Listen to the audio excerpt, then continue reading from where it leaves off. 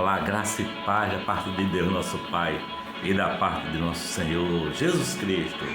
Seja com você, se inscreva, dê joinhas, curtição, faça seus comentários, curta bastante, compartilhe das nossas reflexões, o talmidinho, passo a passo de Jesus, fazendo mais uma reflexão a partir dos escritos de Eli René. Que vits. Então, hoje vamos ler no Evangelho de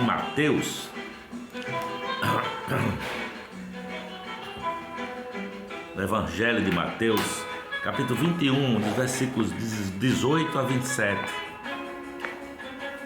Diz assim: de manhã cedo, quando voltava para a cidade, Jesus teve fome. Vendo uma figueira à beira do caminho, aproximou-se dela, mas nada encontrou a não ser folhas. Então lhe disse: nunca mais dê frutos. Imediatamente a árvore secou. Ao verem isso, os discípulos ficaram espantados e perguntaram: como a figueira secou tão depressa? Jesus respondeu: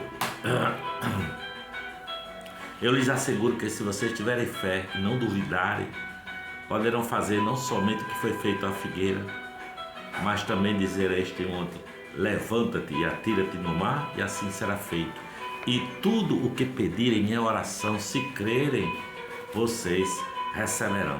Jesus entrou no templo e, enquanto ensinava, aproximaram-se dele os chefes, os sacerdotes e os líderes religiosos do povo e perguntaram: com que autoridade estás fazendo estas coisas? Quem te deu tal autoridade? Respondeu Jesus: eu também lhes farei uma pergunta. Se vocês me responderam, eu lhes direi com que autoridade estou fazendo estas coisas. De onde era o batismo de João? Do céu ou dos homens? Eles discutiam entre si, dizendo: se dissermos do céu, ele perguntará: então por que vocês não creram nele? Mas se dissermos dos homens, temos medo do povo, pois todos consideram João um profeta. Eles responderam a Jesus: não sabemos. E ele lhes disse: tampouco lhes direi com que autoridade estou fazendo estas coisas. Mateus capítulo 21, os versículos 18 a 27. Bom, à primeira vista, parece que Jesus reage de maneira melindrosa a uma situação que lhe é contrária ou desconfortável, né? Ele tem fome, vai procurar um fruto na figueira e não encontra, então amaldiçoou a figueira. Depois ensina como satisfazer, ensina como podemos nos valer da oração e da fé para promover nosso próprio conforto, satisfazer caprichos pessoais. Evidentemente, nada mais equivocado do que essa leitura do texto sagrado e das circunstâncias que envolvem a lição que Jesus quer transmitir a seus discípulos. Vem desse episódio ditado: a fé remove montanhas. Outra confusão que distorce completamente o ensino de Jesus. As palavras de Jesus são: se vocês tiverem fé, poderão dizer a este monte: levanta-te e atira-te no mar, e assim será feito.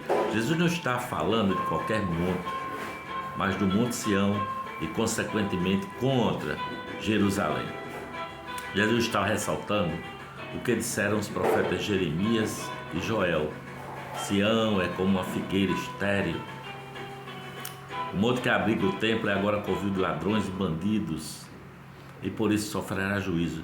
Jesus sabe perfeitamente que a mesma multidão que gritava Hosana ao filho de Davi escolherá Barrabás e gritará a respeito dele: Jesus, crucifica-o. O Messias será rejeitado em Jerusalém. O povo de Jerusalém não receberá pela fé, e o Monte Sião deixará de ser o lugar central da relação entre Deus e seu povo, sabe? O Monte Sião será deslocado, a montanha mudará de lugar quando surgir um povo que tem fé.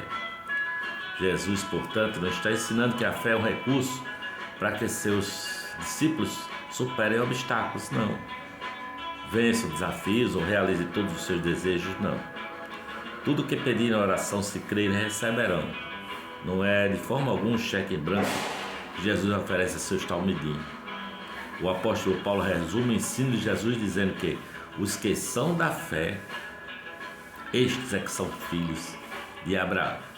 E Jesus está dizendo que seus talmidim são povo da fé, que tira Sião do lugar e coloca dentro, no centro da história, um outro monte, o Monte Calvário. O Monte Calvário.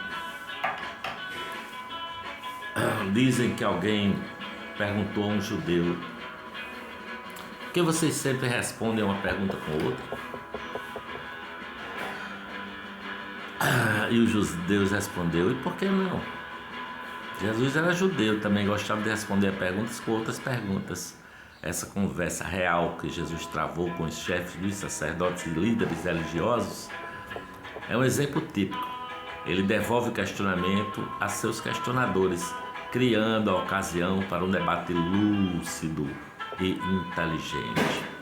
A maneira de Jesus responder a seus questionadores serve de inspiração para seus discípulos.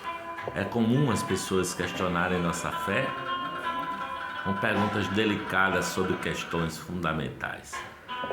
Como uma pessoa como você pode acreditar em Deus? Ou vai me dizer que você acredita que Jesus nasceu de uma virgem? Ou quer dizer que você acredita em céu e inferno? Ou você também acredita que Jesus morreu por nossos pecados? São perguntas que nos colocam diante da responsabilidade de dar explicações sobre a nossa fé. Entretanto, o que aconteceria se fizéssemos o que Jesus fez? Poderíamos devolver a pergunta com algo do tipo: tudo bem se você não acredita nisso, você acredita em quê?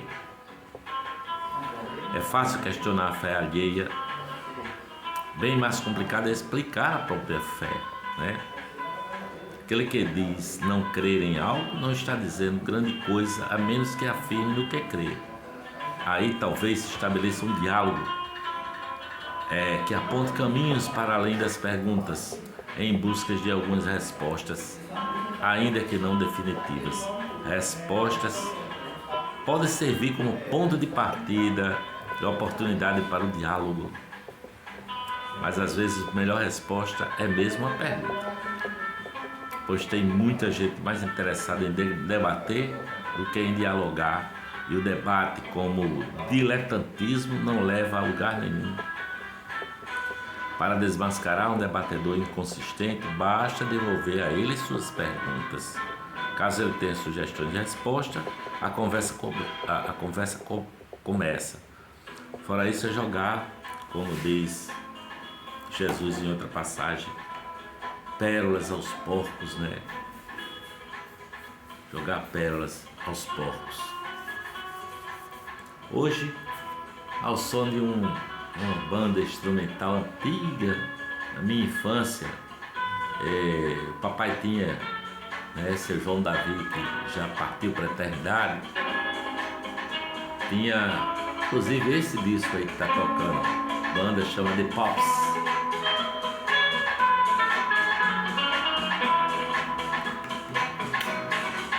Beijo no seu coração, graça e paz da parte de Deus e de nosso Senhor Jesus Cristo seja com você e com todos os seus. Amém.